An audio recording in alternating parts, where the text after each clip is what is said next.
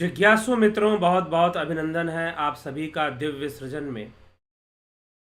प्रत्येक दिवस की भांति आज फिर हम यहाँ पर यह लाइव चर्चा का कार्यक्रम शुरू कर रहे हैं। और आज इस लाइव चर्चा का जो विषय है, ईश्वर बड़ा ये या कर्म। ईश्वर बड़ा है या कर्म बड़ा है? यह प्रश्न कहाँ से उठा, मैं यह भी आपको बताऊंगा कि जीवन में ईश्वर का क्या महत्व है और कर्म का क्या महत्व है, और क्या दोनों के बीच में कोई टकराव है, कर्म और ईश्वर के बीच में।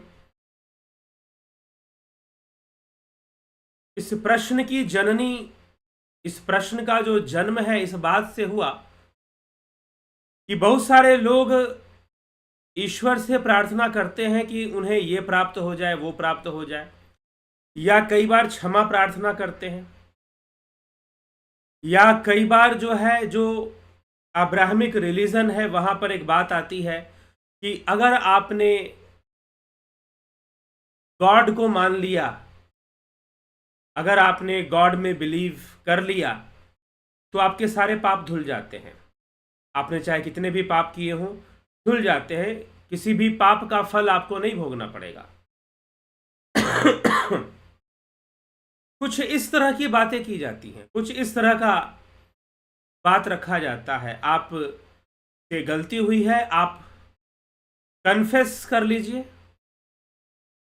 और सारे पाप शायद आपके धुल जाएंगे। कुछ ऐसी बातों को कहा जाता है। तो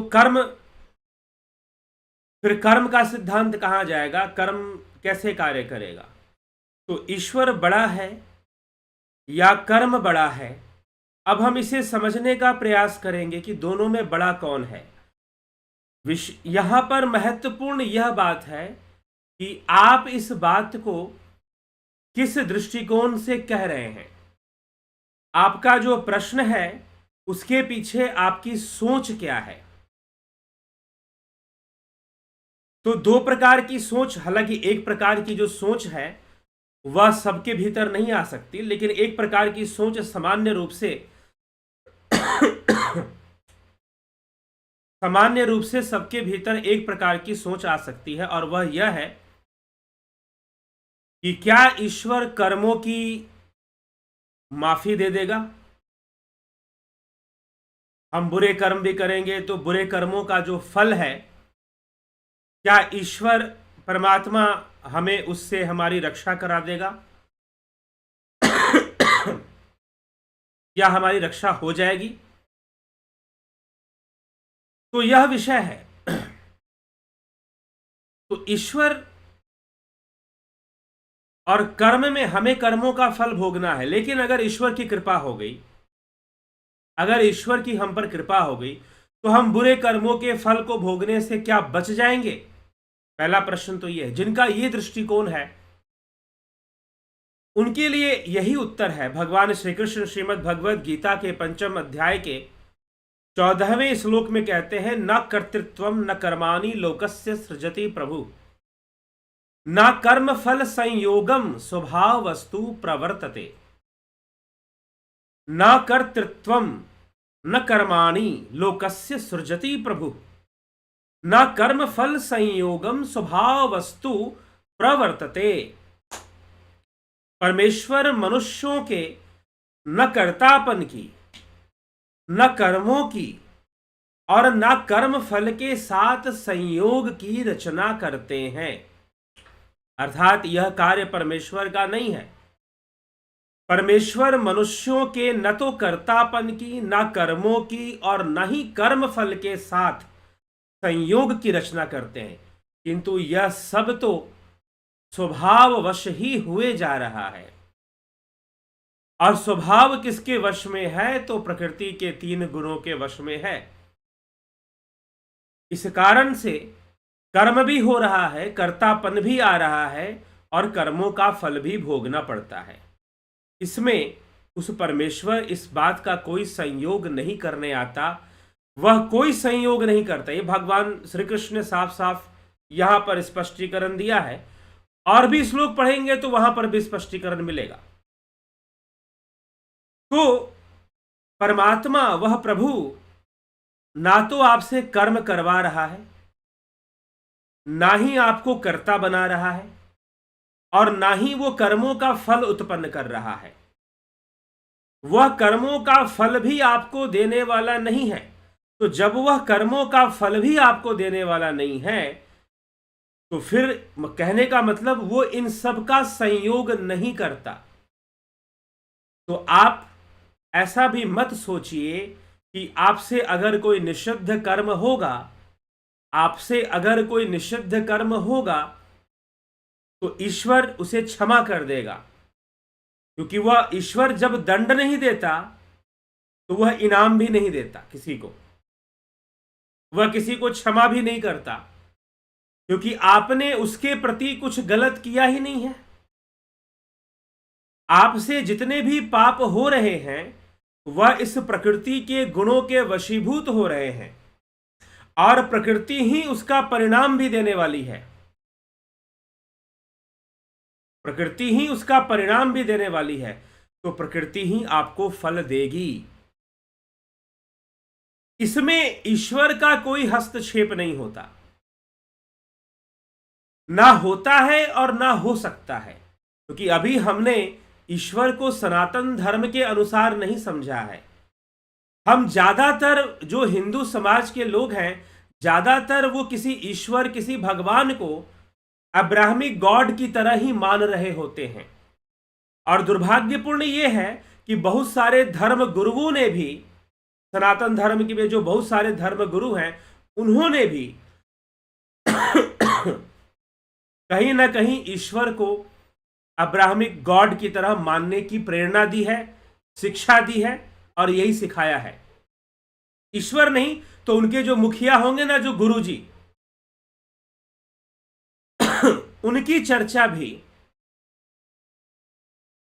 कुछ इसी तरह से वो अपने गुरु को ही मेन बना देंगे। भाई गुरुजी कृपा करेंगे तो ये हो जाएगा, गुरुजी कृपा करेंगे तो वो हो जाएगा, गुरुजी चमत्कार सब कर देंगे। यहां भगवान कृष्ण तो कह रहे हैं कि भाई मैं तो कर्म के फल में, कर्म में और कर्तापन में मेरा कोई संयोग नहीं होता। लेकिन यहां पर हमारे देश में ऐसे गुरु लोग हैं जो सीधा दावा कर देंगे कि हम तो कर देंगे, हम तो चुटकी में किसी का सब कुछ खत्म कर देंगे। ठीक है, सारे पाप धुल जाएंगे, सब कुछ नष्ट हो जाएंगे। लेकिन अब यह है कि हां, अब कहीं पर कुछ लिखा हुआ है, जैसे रामचरितमानस में लिखा हुआ है, भगवान राम कहते हैं, वहां पर तुलसीदास जी लिखते हैं रामचरितमानस में, सन्मुख हो ही जीव मोहि जब ही जन्म कोटि अगनासहि तबहि। सन्मुख हो ही जीव मोहि जब ही जन्म कोटि अगनासहि तबहि। अरे सन्मुख तो बहुत सारे लोग हो रहे थे। सन्मुख होने का मतलब क्या है? सन्मुख होने का मतलब सामने खड़ा हो जाना थोड़ी ना है। सन्मुख तो रावण भी हो रहा था, सन्मुख तो राजा दशरथ भी हुए, लेकिन फिर भी दशरथ तो सुरधाम गए। सुरधाम मतलब स्वर्ग में गए, मोक्ष की प्राप्ति उनको भी ना हुई, राजा दशरथ को बाद में जाकर हुई। तो सन्मुख होने के पीछे जो रहस्य है वो समझना जरूरी है। सन्मुख होने का मतलब ये नहीं कि आप सामने जाकर खड़े हो जाएंगे, चरण पकड़ लेंगे, नहीं। सन्मुख होना विवेक ख्याति है, विवेक का ज्ञान होना। इसलिए हम जब कथाएं पढ़ते हैं तो बात अलग ढंग से चलती हैं। इसीलिए वैदिक दर्शन की रचना की गई, वैदिक शास्त्रों की रचना की गई। और मीमांसा शास्त्र, मीमांसा सूत्र, वो भी साफ साफ भगवान कृष्ण की इसी बात की पुष्टि करते हैं कि कर्म, यह संपूर्ण संसार कर्म का आधार लेकर चल रहा है। अगर रामचरितमानस में यह लिखा है कि सन्मुख हो ही जीव मोहि जब ही जन्म कोटि अगनासहि तबहि, तो रामचरितमानस में यह भी लिखा है, काहू न को सुख दुख कर दाता, निज कृत कर्म भोग सब भ्राता। यह भी लिखा है कि कर्म प्रधान विश्व करी राखा। कर्म प्रधान, कर्म की प्रधानता देकर इस विश्व की रचना की गई है। तो अगर आप भारतीय, हाँ, अगर आप कोई रट्टा मारकर चलेंगे, हमारे गुरुजी ने ये समझा दिया, हमारे गुरुजी ने वो समझा दिया, रामचरितमानस पढ़ना है तो रामचरितमानस की कोई एक चौपाई से सारा अर्थ नहीं निकाल लेंगे ना, या श्रीमद् भगवत गीता के किसी एक श्लोक से ही सारा अर्थ निकाल लेंगे। जगह जगह पर भगवान कृष्ण ने कौन सी बातें कही हैं, और उन सभी बातों का जब तक आप विश्लेषण नहीं करेंगे तब तक आप निचोड़ तक नहीं पहुंचने वाले हैं। और यही होता है कुछ धार्मिक संस्थाओं में, तो लोग बस कुछ कुछ बातें पढ़ लेते हैं। एक धार्मिक संस्था जो है वो भगवान दिखाती है, तो वो वही वाला श्लोक रट लेंगे जहां भगवान दिखाने वाली बात है, तो वो अपने मतलब की बातें समझ लेंगे, अपने मतलब की बातें, और अपना ही अर्थ निकालना शुरू कर देंगे। लेकिन अगर सीधा सीधा अर्थ समझा जाए, सीधा सीधे अर्थ को लिया जाए, तो भगवान साफ कहते हैं। और यह बात भगवान श्री कृष्ण जब यह कह रहे हैं कि कर्म, ना तो मैं कर्म, ना कर्तापन, ना कर्म फल का संयोग मेरे द्वारा होता ही नहीं है, तो ऐसी बात नहीं कि इसकी पुष्टि वैदिक शास्त्रों में नहीं है। श्रीमद् भगवद गीता, महाभारत एक स्मृति ग्रंथ है, श्रुति ग्रंथ के अंतर्गत महाभारत नहीं आता, ठीक है, पंचम वेद के रूप में भी मानते हैं उसको। लेकिन बात यह है कि वैदिक मूल सिद्धांत क्या है? पूर्व मीमांसा शास्त्र कर्मकांड का सिद्धांत देती है, अगर आपसे पाप कर्म हुआ है तो कोई ईश्वर आपको बचा लेगा, ऐसा वो कहीं दिया ही नहीं है कर्मकांड सिद्धांत में। नित्य कर्म, निमित्त कर्म, काम्य कर्म, निषिद्ध कर्म और प्रायश्चित कर्म। अगर आपसे निषिद्ध होता है तो उसका प्रायश्चित होना चाहिए। अगर आपसे निषिद्ध होता है तो उसका प्रायश्चित होना चाहिए, ना कि आप चले जाओ प्रार्थना करने के, हे प्रभु मैंने कर दिया तो मुझे माफ कर दो, पाप हो गया। तो प्रभु इस चक्कर में नहीं पड़ते हैं कि आपको माफ कर देंगे या क्षमा दे देंगे, ठीक है। तो कर्म का जो फल है, अब जब आप व्यवहारिक जगत की बात करेंगे, जब आप व्यवहारिक जगत की बात करेंगे तो यहां पर कर्म हमेशा बड़ा है, कर्म की सत्ता सबसे बड़ी है। अगर आप कहोगे कि कृपा हो जाती है, तो कृपा भी कर्म का ही फल है, कृपा भी कर्मों का ही फल है। कृपा का अर्थ है कर और पा, कृ धातु से क्रिया, जिसका तात्पर्य क्रिया से है, जो करते हैं वही प्राप्त करते हैं। तो कृपा किसी के ऊपर ऐसे नहीं हो जाती है कि भाई हमने कुछ किया भी नहीं और हमें प्राप्त भी हो जाए, मिल भी जाए। तो इसलिए जब व्यक्ति अपने, जब सही विषय को वह ना समझे, क्योंकि हाँ, अब यहां पर संशय और बहुत ज्यादा कंफ्यूजन इसलिए हो जाता है क्योंकि अब्राहमिज्म आपको कुछ और समझाता है। तो अब्राहमिक थॉट की ओर अगर जाएंगे, तो क्रिश्चियनिटी में अगर आप जाएंगे तो वहां पर तो जो लोग क्रिश्चियन नहीं हैं उनके लिए तो गॉड ने, खुद गॉड ने उनको हेल में उनका सीट रिजर्व कर दिया है। जो अपनी आखिरी श्वास तक बिलीवर नहीं बनेंगे, they will be sent to hell forever, for with eternal separation from God. Eternal separation के साथ उनको भेज दिया जाएगा।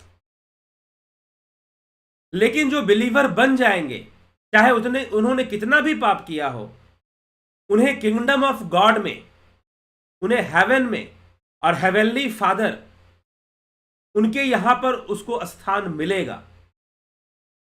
तो वहां की जो बात है वो एक बिलीफ सिस्टम पर है। आप क्या कर्म करते हैं इसका महत्व तो पीछे है।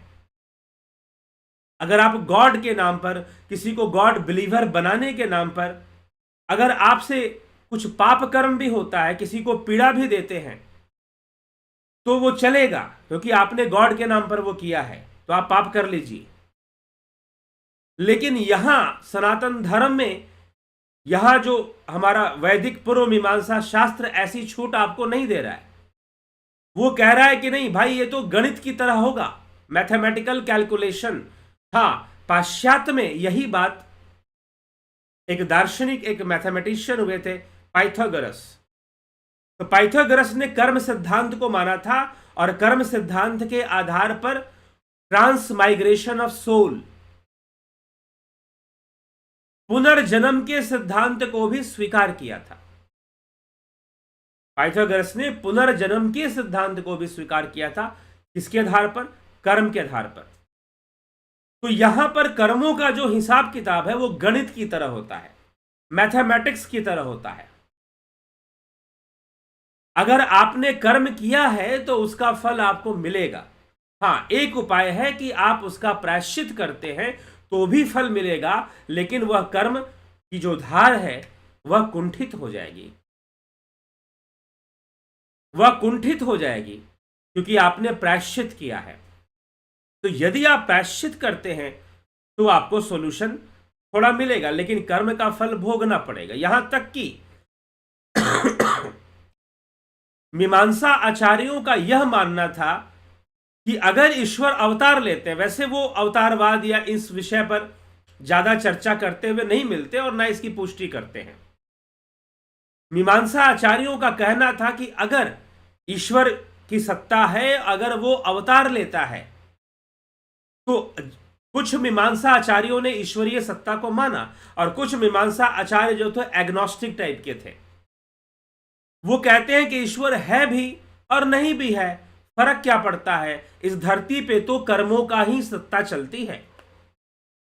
तो उनका यह कहना था कि अगर ईश्वर आते भी हैं तो इस धरती पे जब वो आएंगे तो उनको कर्म सिद्धांत पर ही रहना पड़ेगा, कर्म सिद्धांत के अनुसार ही उनको रहना पड़ेगा। और यही बात गोस्वामी तुलसीदास जी लिख देते हैं, काहू न को सुख दुख कर दाता, निज कृत कर्म भोग सब भ्राता। गोस्वामी जी यही तो समझा रहे हैं कि भाई भगवान राम आए हुए हैं, कल राजमहल में सोए हुए थे, आज जंगल में सोए हुए हैं। निषाद राज और लक्ष्मण जी बैठे हुए वार्तालाप कर रहे हैं। कल जो है राजमहल में सोए थे, आज जंगल में सोए हुए हैं। तो आज जंगल में सोए हुए हैं, तो इसका उत्तर क्या है, क्यों जंगल में सोए हुए, इसका कारण क्या है? तो वहां पर तुलसीदास जी यही बात लिख देते हैं, काहू न को सुख दुख कर दाता, निज कृत कर्म भोग सब भ्राता। सब अपने अपने कर्मों का फल भोग रहे हैं, सब अपने अपने कर्मों का फल भोग रहे हैं। तो अगर आप इस दृष्टिकोण से देखते हो कि ईश्वर आपके पापों की कोई माफी दे देगा, तो ये यहां पर बिल्कुल भी एक्सेप्टेबल नहीं है। ये बिल्कुल मैथमेटिक्स की तरह कैलकुलेशन किया जाएगा आपके कर्मों का, और आपके कर्मों का फल दिया जाएगा। जैसे कि आप फिजिक्स पढ़ते हैं, एवरी एक्शन क्रिएट रिएक्शन। यही मीमांसा शास्त्र की मान्यता है कि एवरी एक्शन क्रिएट रिएक्शंस। आप जो एक्शन लोगे उसका रिएक्शन क्रिएट होगा। अब इसमें ईश्वर या परमात्मा कुछ करने नहीं आने वाला। हां, अब आपको उस रिएक्शन से बचना है तो आपको कुछ करना पड़ेगा, और उसको कहा गया प्रायश्चित। प्रायश्चित कर्म, कर्मकांड सिद्धांत में नित्य कर्म, निमित्त कर्म, काम्य कर्म, निषिद्ध कर्म और प्रायश्चित कर्म की चर्चा आती है। तो अगर आपसे निषिद्ध कर्म होता है तो उसका प्रायश्चित ही आपको करना पड़ेगा, दूसरा कोई विकल्प यहां पर नहीं बचता है। हां, अब निषिद्ध, पहली बात तो यह भी जरूरी है कि अब निषिद्ध कर्म क्या है। क्या किसी कर्म को लाइन दे दिया गया कि यह निषिद्ध कर्म है तो वो निषिद्ध हो जाएगा? जी नहीं। कोई भी कर्म किया गया, आप उसको, एक होता है कि आप आइडियोलॉजिकल लाइनिंग दे देते हो, आइडियोलॉजिकली टिक मार्क कर देते हो, यह गलत काम है। नहीं, किस परिस्थिति में हो रहा है, किस भावना से हो रहा है, किस उद्देश्य की पूर्ति के लिए हो रहा है। हो सकता है कि जो कार्य बड़ा ही आदर्शवादी हो, बड़ा ही पुण्य का हो, उसमें भी पाप छुपा हो, उसमें भी पाप छुपा हो, ऐसा भी होता है। वो दुनिया को देखने में भले ही अच्छा लग रहा हो, लेकिन उसके पीछे भावनाएं दूषित हो, उसके पीछे उद्देश्य जो है वो कलुषित हो। और यही श्रीमद् भगवद गीता में अर्जुन को समझाया जा। अर्जुन तो कह रहा है कि पितामह सामने खड़े हैं, गुरुजन खड़े हैं, आने वाला समय भविष्य मुझे क्या बोलेगा कि मैंने जिस गुरु ने मुझे धनुष बाण पकड़ना सिखाया उसी का मैं वध करने जा रहा हूं। उसी पर मैं शस्त्र चलाने जा रहा हूं, मुझे तो बहुत बड़ा पाप लगेगा, मुझे तो बड़ा अपयश होगा। अर्जुन अपनी जगह पर सही है, वो गलत नहीं बोल रहा। तो इसीलिए यह जो है बड़े विवेक का विषय हो जाता है। तो यहां पर कर्म भी, ये इसका जो हिसाब किताब है, ये प्रमाणित करने वाली चीज नहीं होती है। ये प्रदर्शन का विषय नहीं होता है कि हम अच्छा कर्म कर रहे हैं, बुरा। प्रकृति सबका हिसाब रखती है, प्रकृति सबका कैलकुलेशन रखती है, वो कैलकुलेट करती रहती है। उसका अपना एक कैलकुलेटर फिक्स है, वो कैलकुलेट करती है और आपको रिएक्शन देती है। और यही यही बात स्वीकार्य है। अगर हम थोड़ी सी वैज्ञानिक, इसीलिए स्वामी विवेकानंद कहते थे कि धर्म शास्त्रों का अध्ययन वैज्ञानिक दृष्टिकोण से भी करो।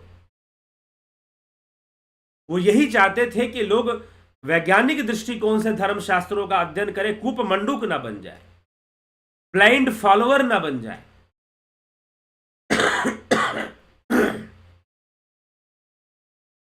हमें अच्छी चीजों का फॉलो करना ही चाहिए, इसमें कोई दो राय नहीं है, लेकिन विवेक का प्रयोग करते हुए फिर तो कर्म बड़ा हो जाता है ईश्वर से, अगर हम इस दृष्टिकोण से देखते हैं तो। लेकिन एक दूसरा दृष्टिकोण भी हो सकता है जहां पर ईश्वर बड़ा है कर्म से। तो कौन सा दृष्टिकोण? उस संदर्भ में आप जाएंगे तो वहां पर वह बात आ जाएगी, सन्मुख हो ही जीव मोहि जब ही, जन्म कोटि अगना सही तो तब ही।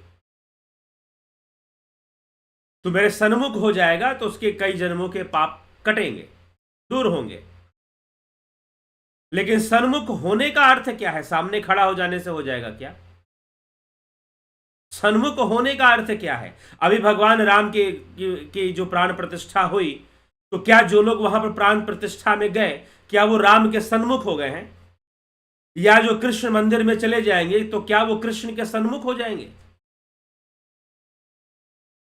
और क्या जब भगवान राम इस धराधाम पर जब उन्होंने लीला की, तो क्या लीला के सामने जो जो आगे, क्या वो सन्मुख हो गए थे? अब जो भगवान कृष्ण आए तो अर्जुन को उन्होंने कहा, सर्वधर्मान परित्यज्य मामेकम शरणं व्रज अहं त्वाम सर्वपापेभ्यो मोक्षयिष्यामि मा शुचः। कि अर्जुन, तो सभी धर्मों का त्याग। कौन से धर्मों का त्याग? उस समय तो इस तरह के जो धर्म की चर्चा आज वर्तमान में होती है, उस तरह के धर्म की चर्चा उस समय होती ही नहीं थी। तो सभी धर्म मतलब धारण करना। तो तेरी जितनी धारणाएं तूने धारण करके रखी है, उन सबका त्याग कर, और जो मैं शिक्षा दे रहा हूं उसके अनुसार तू कर्म कर, बरतना शुरू कर। ये यहां पर सर्वधर्मान परित्यज्य का अर्थ है, लेकिन अलग अलग लोग अलग अलग अर्थ बनाते हैं।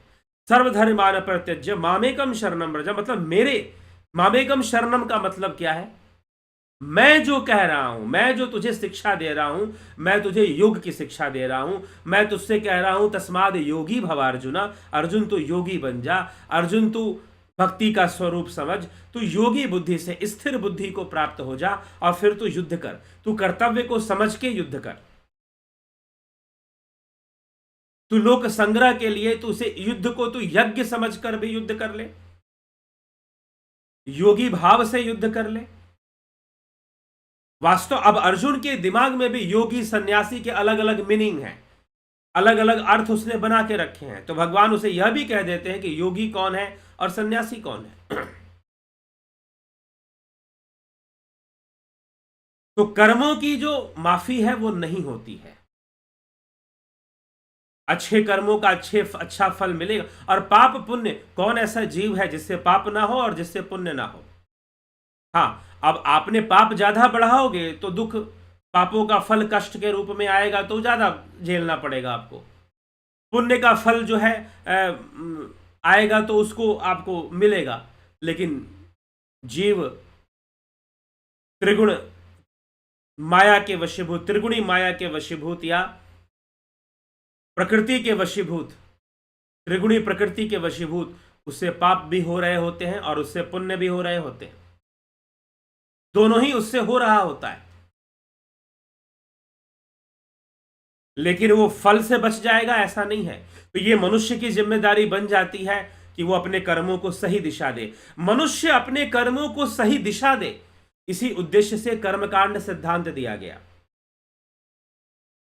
इसी उद्देश्य से कर्मकांड सिद्धांत दिया गया।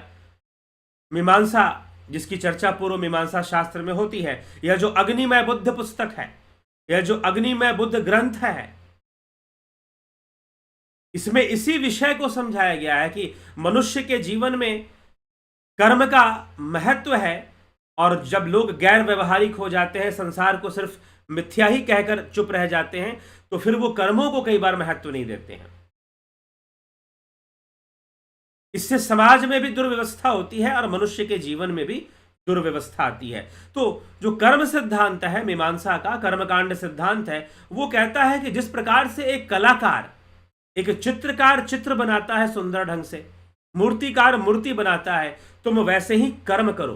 तुम अपने कर्मों से अपने जीवन का निर्माण करो, अपने भविष्य का निर्माण करो, अपना परलोक संवारो। यह मीमांसा का उपदेश है, और कर्म बिल्कुल वैसे ही काम करेंगे जैसे एवरी एक्शन क्रिएट रिएक्शंस, वैसे ही जो कर्म है उसका फल होगा। इसमें कोई गॉड, कोई ईश्वर हस्तक्षेप नहीं करेगा। लेकिन अब जो अवतारी पुरुष आते हैं, वो कर्मों की जो लाइफ की जो स्टीयरिंग है, वो उनके कंट्रोल में होती है। वो कर्म लिप्त नहीं होते। जो योगी पुरुष हैं, वो अपने योग मार्ग पर अपनी चेतना को विकसित कर कर इंद्रियों की अवस्था से ऊपर उठकर, वह जो है इंद्रियों में बरतते हुए भी वो कर्म में लिप्त नहीं होते, इसलिए वह सब कुछ स्वीकार करते हैं। अगर हम भगवान कृष्ण को देखें, उन्होंने सब कुछ स्वीकार किया। भगवान कृष्ण को देखें तो उन्होंने सब कुछ स्वीकार किया। कई कष्ट स्वीकार किए, कई दुख, जो साधारण मनुष्यों को दुख ना मिल पाता वो उनको मिला। द्वारिका नगरी बसाई, द्वारिका के राजा हुए, तो द्वारिका का भी अंत में विनाश हो गया, उन्होंने स्वीकार किया। दुर्वासा ऋषि ने द्वारिका के विनाश का श्राप दे दिया, कृष्ण जी ने स्वीकार कर लिया। क्यों? क्योंकि वहां पर ऐसे कर्म हुए द्वारिका वासियों से। देखिए, अब द्वारिका में रहते हुए भी द्वारिका वासी कृष्ण के सन्मुख ना हो पाए, जबकि वो कृष्ण को बहुत दर्शन करते होंगे कि उनके राजा हैं, लेकिन फिर भी वो कृष्ण के सन्मुख ना हो पाए। तो कृष्ण के सन्मुख होने का मतलब क्या है? उनका जो योग उपदेश है, श्रीमद् भगवद गीता में जो भगवान कृष्ण ने योग उपदेश दिया है, ब्रह्म उपदेश दिया है, जो उस मार्ग पर ना चले, जो जीवन में उन सिद्धांतों को समझकर जीवन ना जिए, आत्मज्ञान की ओर अग्रसर ना हो, वो भला कृष्ण का अनुयायी कैसे हो सकता है, और वह भला कृष्ण के सन्मुख कैसे हो सकता है? जो अत्यधिक मटेरियलिस्टिक हो और हमेशा अपने आप को फायदे में रखने की कोशिश करे, मटेरियल वर्ल्ड में। आध्यात्मिक लाभ तो कुछ और ही है, वहां पर तो आदमी जितना मिटता है उतना बनता है। तो जो उस प्रकार से नहीं समझते हैं, जिनका विवेक उस तरह से जागृत नहीं है, तो अब ईश्वर यहां पर बड़ा होने वाला है। कैसे बड़ा होने वाला है? क्योंकि अगर आप उन अवतारी महापुरुषों के, उन सिद्ध महापुरुषों के बताए हुए मार्ग पर चलते हैं, तो आप इस कर्म के सिद्धांत और कर्म बंधन जो है, इस बंधन को तोड़ देंगे आप। ईश्वर वह लक्ष्य है, वह साधन है। योग सूत्र में, पतंजलि के योग सूत्र में तो ईश्वर साधन के रूप में स्वीकार्य है। लक्ष्य के रूप में पतंजलि स्वरूप की उपलब्धि, कैवल्य स्वरूप की उपलब्धि का वर्णन करते हैं। लेकिन जो ईश्वर में श्रद्धा रखते हैं, ईश्वर प्रणिधान, उनके लिए योग सरल हो जाता है, वो योग मार्ग पर आगे बढ़ते हैं। तो वहां पर जब हम कृष्ण को, उपदेश को हम श्रवण करते हैं और कृष्ण को ईश्वर समझते हैं, और जब हम उनके बताए हुए मार्ग पर हम जब चलते हैं, तो कर्मों के बंधन को तोड़ा जा सकता है। यह जो बाउंडेशन है एक्शन और रिएक्शन का, कर्म फल का जो संस्कारों का जो बंधन बड़ा बना हुआ है, जिसके कारण से जीव दुख भोग रहा है, पुनरपि जननम पुनरपि मरणम पुनरपि जननी जठरे शयनम।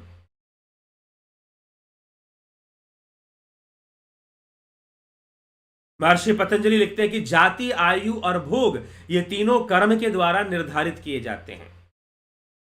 योग सूत्र में भी कर्म सिद्धांत की चर्चा है। तो जाति, आयु और भोग ये तीनों कर्म के द्वारा निर्धारित किए जाते हैं। तो जब आप श्री कृष्ण या भगवान शिव ने जो योग विद्या दी है, अब योग विद्या आपको तंत्र योग, स्वर योग, ये सब शिव, भगवान शिव माता पार्वती को सारे योग दे रहे हैं, क्योंकि पार्वती जी बहुत भटक चुकी हैं, कई जन्म वो ले चुकी हैं। और पार्वती जी की इच्छा है कि हे भोलेनाथ, हे शिव, हे महादेव, आप अगर अजन्मा है तो मुझे भी अजन्मा बनाइए, मुझे भी जन्म मरण से ऊपर ले जाइए। तो वो सारी विद्या, योग विद्या भगवान शिव माता पार्वती को देते हैं। तो जो उस योग विद्या का अनुयायी नहीं है, जो उस योग विद्या का अनुसरण नहीं कर रहा, जो भगवान कृष्ण के दिए हुए गीतोपदेश का अनुसरण नहीं कर रहा, उसको नहीं समझ रहा है, मात्र भयंकर प्रपंच कर रहा है धर्म के नाम पर,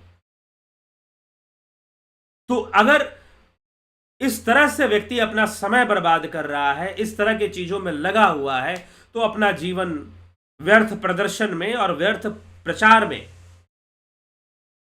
तो निश्चय ही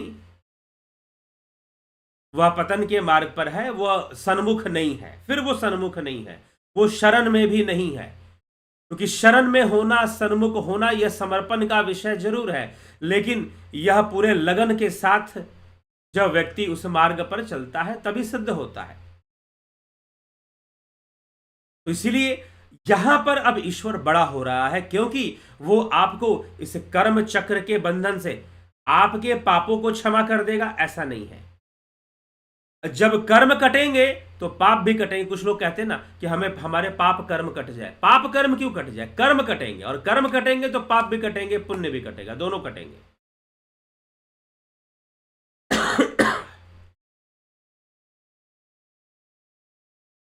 जब कर्म कटेंगे तो पाप भी कटेगा और पुण्य भी कटेगा, क्योंकि पुण्य भी बंधन है।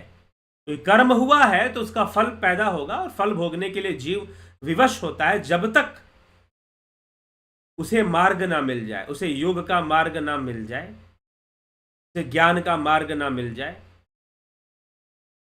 उसे भक्ति का सही मार्ग ना मिल जाए, तब तक वह पाप और पुण्य के फल को भोगने के लिए विवश है। और इस विवशता में वो समझ पाए पहले कि वो विवश है, इस विवशता में उस ईश्वर का कोई हस्तक्षेप नहीं होता। हाँ, ईश्वर आपको मार्ग देगा कि आप निकलिए यहां से, आप वो मार्ग अपनाइए जिससे कि ये पाप पुण्य का ही चक्कर, एक्शन रिएक्शन ही, एक्शन होगा नहीं, रिएक्शन होगा ही नहीं। आप ऐसी अवस्था में पहुंचिए जो कर्मों से परे है, जहां कर्मों का खेल नहीं चल रहा है, जहां तरंगे आ जा नहीं रही हैं, जहां विचारों का खेल नहीं है, भावातीतम त्रिगुण रहितम, जो भावनाओं से परे, जो त्रिगुण से परे, भावनाओं से परे, त्रिगुण से परे, उसको भावनाओं से परे, त्रिगुण से परे जो वह ब्रह्म है, वह जो आत्मा है, उसमें अगर स्थित हो जाए तो वह कर्म के खेल से, कर्मों का जो गेम है, एक्शन रिएक्शन का जो गेम चल रहा है, जो पजल चल रहा है, एक्शन रिएक्शन का एक पजल है ये अपने आप में, उससे वो ऊपर उठ जाएगा। पहेली है अपने आप में, जीवन अपने आप में एक पहेली है, उससे वो बाहर निकल जाएगा, उससे वो ऊपर उठ जाएगा। तो ईश्वर आपको इस कर्म चक्र से बाहर निकाल सकता है, यहां ईश्वर बड़ा है। आपको कर्म चक्र से, लेकिन सिर्फ पाप, आप कहोगे नहीं हमारे पाप कर्म क्षमा कर दो और पुण्य कर्म का फल दे दो, नहीं, ऐसा नहीं होने वाला। जब आपके कर्म नष्ट होंगे, हां, पुण्य कर्म योग मार्ग में सहयोगी बनते हैं, ये जरूर है। सहयोगी जरूर बनते। तो क्या पाप कर्मों से मिलने वाला जो दुख है वो सहयोगी नहीं बन सकते? वह भी सहयोगी बनते हैं भाई। मनुष्य के जीवन में दुख मिलता है तभी तो वो ईश्वरमुखी होता है। दुख मिलता है तो सोचता है कि मैं अध्यात्म के मार्ग पर चलूं, आत्मज्ञान के मार्ग पर चलूं। तो वह ईश्वर आत्मज्ञान का मार्ग आपको दिखा देता है। भगवान कृष्ण वही अर्जुन को दिखा रहे हैं, वही योग का मार्ग दिखा रहे हैं। कुएं का मेंढक नहीं बना रहे हैं, गॉड डिपेंडेंसी नहीं दे रहे हैं। मैं देखता हूं हमारे देश में भी ऐसी संस्थाएं हैं जिनके जो गुरु हैं या उनके जो प्रचारक हैं ओनली गॉड डिपेंडेंसी देने में लगे हुए हैं। मूल सिद्धांतों को या वैदिक दर्शन या वैदिक विचारधारा को सही ढंग से समझाने के बजाय वो चाहते हैं कि लोग अंधविश्वासी बने, क्योंकि अंधविश्वास से राजनीति बड़े अच्छे से चलती है। पॉलिटिक्स को चलाना है वो भी लोकतंत्र में, तो समाज के अंदर अंधविश्वास को पैदा करना जरूरी होता है। जनता अगर अंधविश्वासी हो तो उनसे वोट लेना आसान हो जाता है। लेकिन आवश्यकता है सनातन धर्म की शास्त्रीय शिक्षा की, कि हमारे मूल शास्त्र क्या कहते हैं। जितना लोग जागरूक होंगे, जितना लोग समझेंगे, वह इन सब खेल से ऊपर उठ जाएंगे। फिर कौन नेताजी धर्म के नाम पर क्या भाषण दे रहे हैं और कौन गुरुजी क्या भाषण दे रहे हैं, उनको आप अच्छे से पकड़ पाएंगे। ये फिलॉसफी का जो कोर्स होता है आप इसी को कर ले,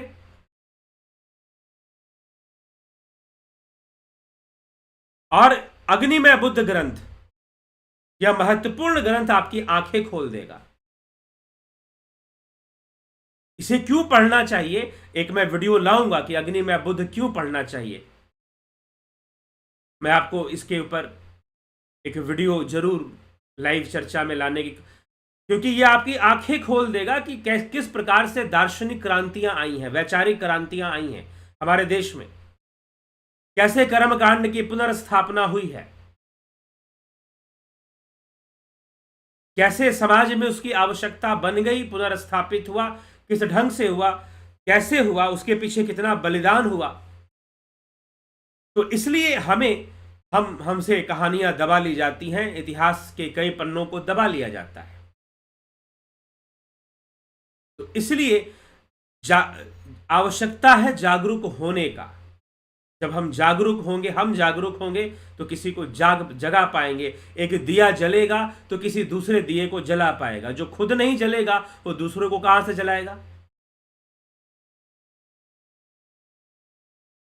तो आवश्यकता जागृत होने का है। तो जागृत होइए, जानिए, समझिए, और अंधविश्वास के चक्कर में मत पड़िए।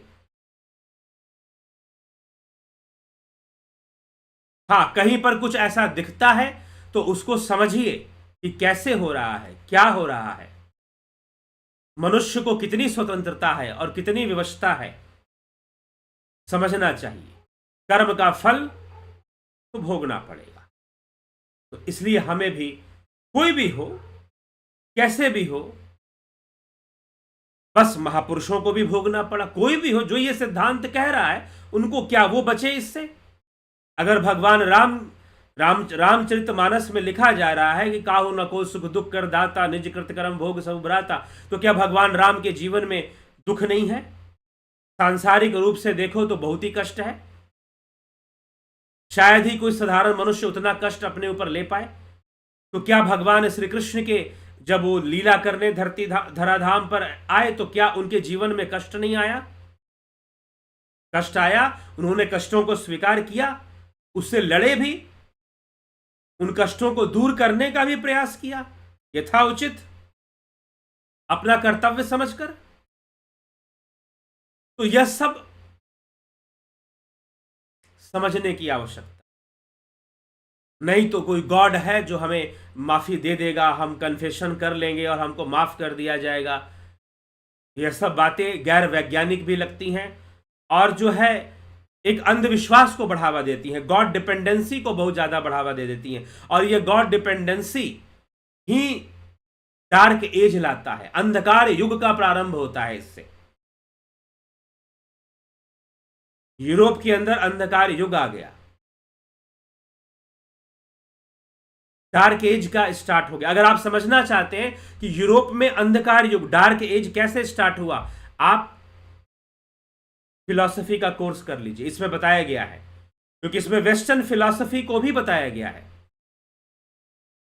इसमें वेस्टर्न फिलॉसफी के बारे में भी बताया गया है। तो आपको वो पूरी कहानी इसमें बताई गई है कि यूरोप के अंदर डार्क एज का जो फेज आया वो कैसे शुरू हुआ, किस कारण से शुरू हुआ डार्क एज, जिसे यूरोप का अंधकार युग कहते हैं। उस समय भारत का स्वर्ण युग कहा जाता है। तो हमें यह विचार करना है और हमें यह समझना चाहिए। इसीलिए कर्म प्रधान, इसलिए व्यक्ति को कर्म परायण रहना ही चाहिए। भगवान श्री कृष्ण यही उपदेश देते हैं और संकल्पवान होकर उसे उचित कर्मों के लिए, सही कर्मों के लिए उसे आगे बढ़ना चाहिए। अपने कर्म उसे पहले देखने चाहिए, दूसरों के कर्म उसे बाद में देखने चाहिए कि उससे क्या हो सकता है, कैसे वो आगे बढ़ सकता है। तो विवेक से, ये सभी बातें विवेक से विचार करने की है और समझने की है। तो अगर आप व्यवहारिक जगत में बात करेंगे, इस संसार की बात करेंगे, तो कर्म की सत्ता ईश्वर से बड़ी है। ईश्वर आपको आपके पाप कर्मों से बचा लेगा, ऐसा कुछ भी नहीं है। प्रायश्चित आपको करना पड़ेगा। बुरे कर्म हुए हैं तो कुछ अच्छे कर्म, कुछ उसी बुरे कर्म से संबंधित अच्छे कार्य आपको करने पड़ेंगे। अगर गलती से हो गया है तो भी। तो प्रायश्चित का सिद्धांत, अब प्रायश्चित क्या है, प्रायश्चित का सिद्धांत कैसे काम करता है, किसी अलग वीडियो में हम इसको आपको बताने का प्रयास करेंगे। तो प्रायश्चित कर्म जो है उसे करना चाहिए। तो माफी मिल जाएगी तो भी माफी नहीं मिलेगी। कर्म की जो धार है, जो कर्म बहुत कष्ट देने वाला था, वो कुंठित हो जाएगा, उतना कष्ट नहीं देगा, वो आएगा जरूर। मीमांसा यह नहीं कहती है कि आप प्रायश्चित कर लेंगे तो जो कर्म किया उसका फल नहीं मिलेगा, मिलेगा, फिर भी फल मिलेगा उसका, फिर भी उसका परिणाम आपको भोगना पड़ेगा, लेकिन उसका स्वरूप बदला हुआ होगा, वो उतना परेशान आपको नहीं करेगा। तो इसलिए प्रायश्चित भी कर लेना चाहिए। तो यहां पर यह विधान है। लेकिन अब यह जो कर्म, अब हम इस कर्म, अब यहां पर कर्म ही बड़ा है। इस व्यवहारिक जगत में कर्म बड़ा है, ईश्वर से कर्म ही बड़ा माना गया है। लेकिन अब है कि एक इच्छा जीव के अंदर कि मैं तो बंधन में हूं। कल भी हमने कहा कि मोक्ष की आवश्यकता किसको है, तो जिसको बंधन समझ में आ गया उसी को मोक्ष की आवश्यकता है। भाई जिसको भूख लगा है वही भोजन ढूंढेगा, जिसको अभी तक बंधन समझ में नहीं आ रहा वो भला मोक्ष की ओर क्यों जाएगा। ठीक है। और कुछ लोग आपको उपदेश देते रहेंगे, है वो आसक्ति में, अपनी आसक्तियों की ही पुष्टि करते रहेंगे और अपने आप को महान समझते रहेंगे। वो अपने आप को ही महान समझते रहते, शायद उनको लग रहा है कि वो बड़े महान है।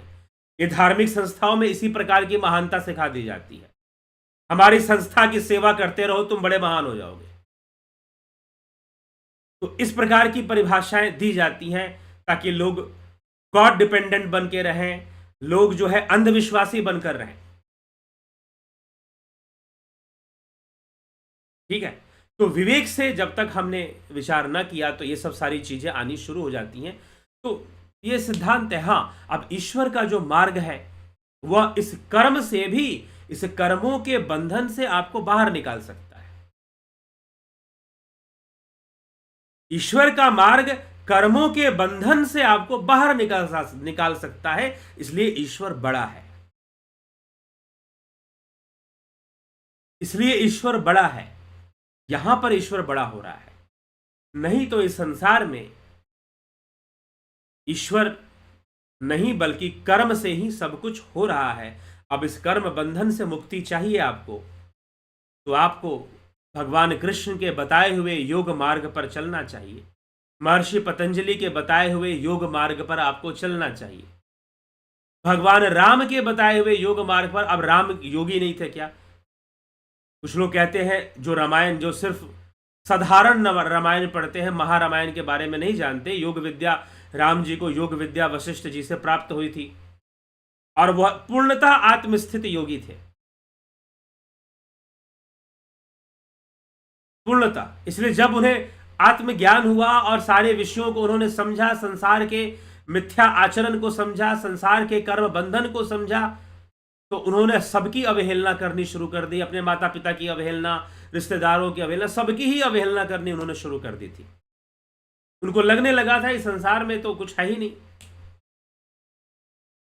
और इसी के आधार पर, इसी चर्चा में योग वासिष्ठ महारामायण की रचना हो गई। तो श्री रामचंद्र जी योग परंपरा से थे, तो योग और अद्वैत वेदांत का ग्रंथ है योग वासिष्ठ। तो इसलिए हमें उस आत्मज्ञान के मार्ग पर हमें आगे बढ़ना पड़ेगा, तभी जाकर यह संभव है कि हम इस कर्म चक्र से बाहर निकलें। और ईश्वर वहां पर सहायक है, ईश्वर वहां पर सहायक है। इस कारण से इन कर्मों के चक्कर से आपको बाहर निकाल सकता है।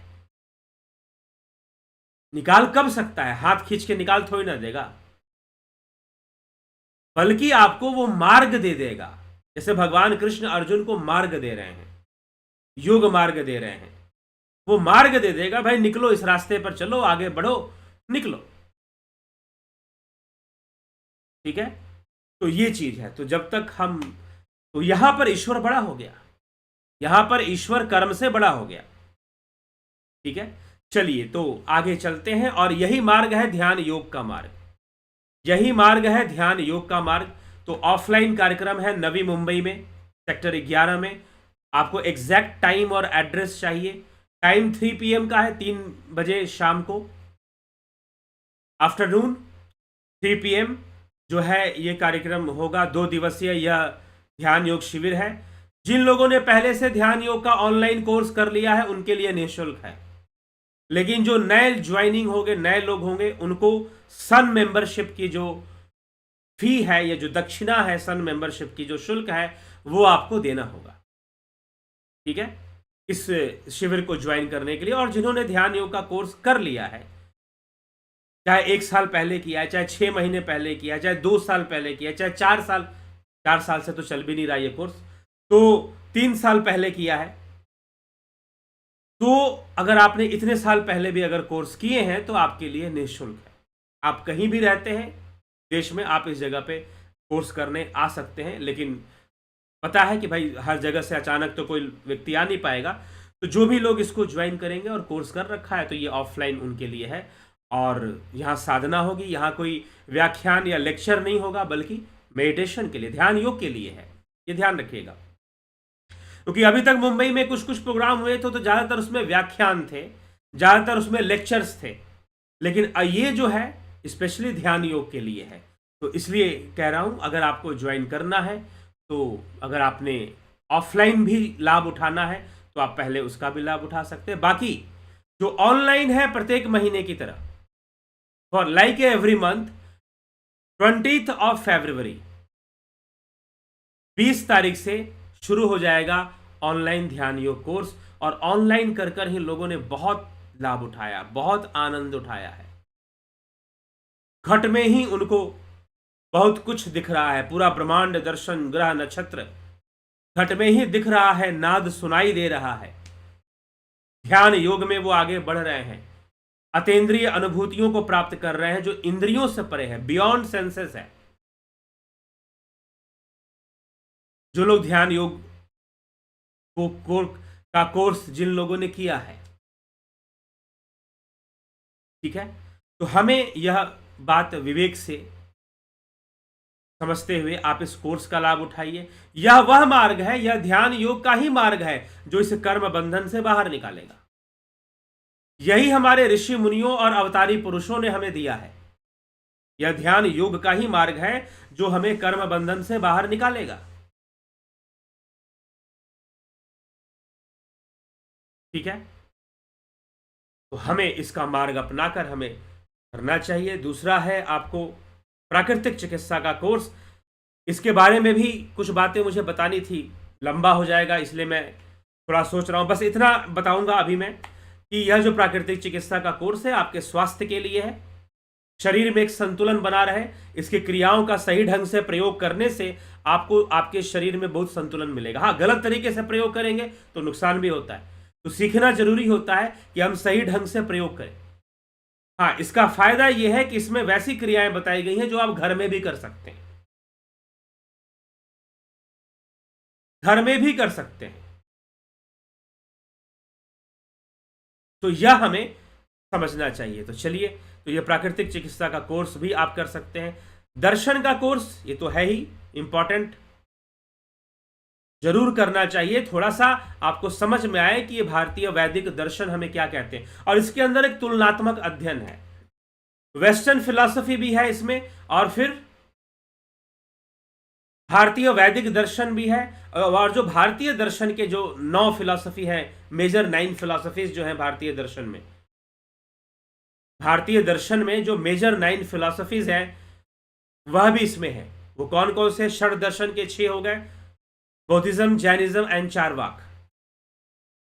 ठीक है, तो बौद्ध दर्शन, जैन दर्शन और चारवाक दर्शन के बारे में भी इसमें बताया गया है। और साथ ही साथ western philosophy, Christian philosophy, dark age की फिलॉसफी, हेलेनिस्टिक रिलीजन क्या था, इन सभी को भी डिस्कस किया गया है।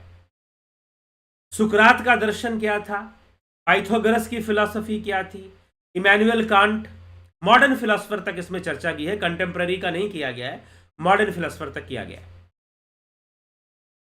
कांट, हीगल, कार्ल मार्क्स, इस सब को डिस्कस यहां पर किया गया है इस फिलॉसफी के कोर्स में। ठीक, तो आप इस कोर्स का लाभ उठाइए।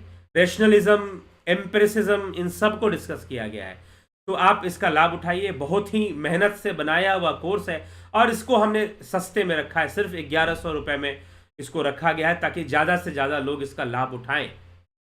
लेकिन मैं देख रहा हूं कि लोग इसका लाभ नहीं उठा रहे हैं, नहीं उठा रहे हैं, तो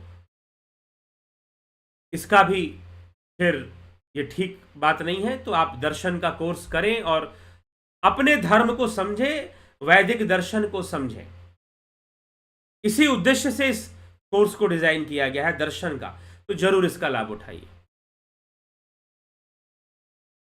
किसी भी तरह की लाइफ काउंसलिंग, एस्ट्रो एनालिसिस आपको करवाना है, एस्ट्रो कंसल्टेशन आपको लेना है, या जीवन संबंधी किसी भी तरह की चर्चा, किसी जीवन के किसी माहौल से आप बाहर नहीं निकल पा रहे हैं, किसी स्थिति से, तो आप उसके विषय में चर्चा कर सकते हैं, जो कि एस्ट्रो, इसके लिए भी आपको शुल्क देना पड़ता है, तो वो आप उसके लिए चर्चा करेंगे। अग्निमय बुद्ध ग्रंथ आपको प्राप्त करना है। अग्निमय बुद्ध को ग्रंथ को अगर आप चाहते हैं तो आप सीधा मुझसे प्राप्त कर सकते हैं। आप इस नंबर पे संपर्क करेंगे, इस नंबर पे आप कांटेक्ट करेंगे, और इस नंबर पे कांटेक्ट कर कर आप जो है मैसेज करेंगे, रिक्वेस्ट देंगे कि मुझे ये पुस्तक चाहिए, या आपको कोर्स ज्वाइन करना है, आपको कोर्स ज्वाइन करना है, तो आप इस नंबर पे व्हाट्सअप मैसेज कर दीजिए। आपको कोर्स की डिटेल्स दे दी जाएगी, और बुक से रिलेटेड या जो भी आपको कोर्स या जो भी डिटेल आपको चाहिए, इस नंबर पर आपको दे दिया जाएगा, 9661802459। ठीक है, इस पे आप संपर्क करके, पुस्तक 350 रुपए की है, तो आप इसे बाय कुरियर मंगा सकते हैं। कुरियर चार्ज आपको अलग से नहीं लगेगा। For in Bharat, for Bharat, out of Bharat courier charge आपको देना पड़ेगा, क्योंकि वहाँ का सिस्टम अलग हो जाता है। जो भारत से बाहर के लोग हैं, यूरोप में रह रहे हैं, अमेरिका में रह रहे हैं, ऑस्ट्रेलिया में रह रहे हैं, तो उनको कुरियर चार्ज देना पड़ेगा। हाँ, बाकी लोगों को कुरियर चार्ज देने की ज़रूरत नहीं है, जो भारत में ही रह रहे हैं, तो उनको ये मात्र जो पुस्तक का शुल्क है उसी में आपको कुरियर आपको पहुंचा दिया जाएगा। ठीक है, तो चलिए इसी के साथ हम आगे बढ़ेंगे। आपके कमेंट्स भी देख लेते हैं।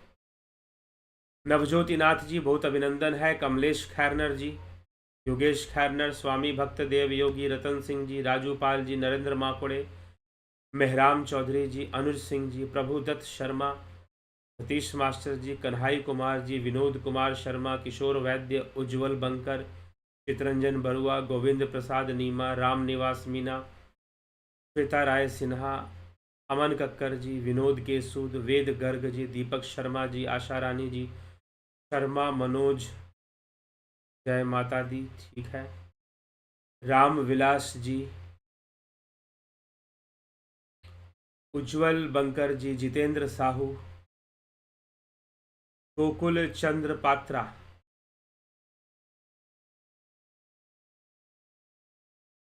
ईश्वर और कर्म का गुणों काम स्वय क्या है? अभी तो इस बताया गया इस सब बातों पर। रूपलाल विश्वकर्मा जी, ऋषभ देव जी, बिमला शाह जी, ए.के. त्यागी जी, लवकुश वर्मा, मीना उदय जी, बहुत अभिनंदन है। प्रो गेमर आशीष, अनिल गुप्ता, मोक्ष के बाद आत्मा परमात्मा से मिल जाता है, फिर जीव का क्या होता है? इस पे कई वीडियोस पहले भी बना चुके हैं। ठीक है, जीव का भी लय हो जाता है, जीवो ब्रह्म है बना परा।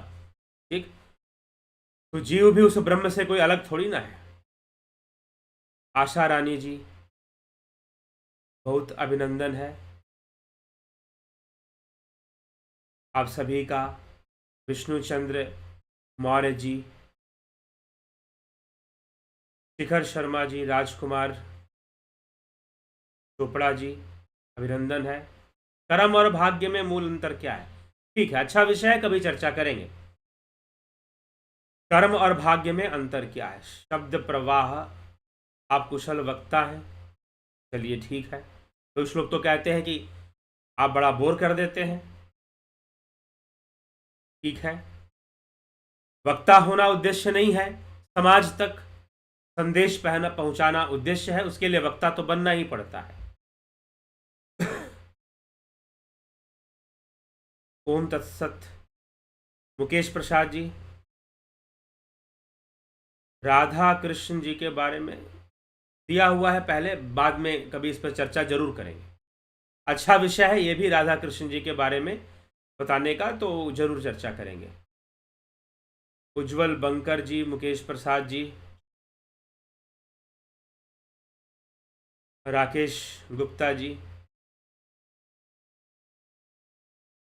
यौन शिक्षा पे अतिशीघ्र कोर्स लाइए गुरुजी, कब तक आएगी? क्योंकि समाज में इस शिक्षा को विकृत रूप से दिया जा रहा है। जी हाँ, बहुत सही बात कह रहे हैं आप, आपकी चिंता भी बहुत सही है।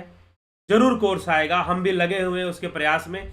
क्या है कि जब कोर्स लाना है तो ठीक है, समय थोड़ा लग रहा है, क्योंकि इस कार्य में जो है मेहनत है और बहुत सारी बातों को समझना है, बहुत तरह की। तो कोर्स जरूर आएगा, विलंब हो रहा है या मुझे भी प्रतीत हो रहा है, लेकिन फिर भी पूरी कोशिश रहेगी कि 2024 में हम इस कोर्स को ला दें। किसी भी तरह 2024 में हम ये कार्य कर दें। यौन शिक्षा पर, सेक्स एजुकेशन के ऊपर हम जरूर कोर्स लाने की कोशिश करेंगे, जो कि गाइडिंग होगा। ठीक है, नीलम जादव जी, आशाराम जी, आपका वक्तव्य बहुत अच्छे से पहुंच रहा है। जी ठीक है, अच्छी बात है, अगर पहुंच रहा है तो बहुत अच्छी बात है। आप लोग पहुंचाइए, शेयर कीजिए, लोगों को सुनाइए, अच्छा रहेगा। ठीक, तो अब जो है विराम देंगे आज के कार्यक्रम को। बहुत अभिनंदन है आशा रानी जी, और विराम देते हैं आज के कार्यक्रम को। कल फिर मिलते हैं नए विषय के साथ, नए टॉपिक के साथ। नया क्या होगा? हमारे धर्म और समाज में जैसी चीज़ें, आजकल मैं ज़्यादातर उन्हीं विषयों पे बोल रहा हूँ जो चीज़ें मेरे सामने आ रही हैं। किसी ने प्रश्न कर दिया, किसी से कुछ चर्चा हो गई, तो कुछ बात हो गई, उस पर मैंने बोला, तो उसी पर, ताकि उसी से लोगों की समस्याओं का समाधान होता है। ठीक, तो विराम देते हैं, कल फिर मिलते हैं 9 PM लाइव चर्चा। बहुत बहुत आभार आप सभी का। ओम तत्सत।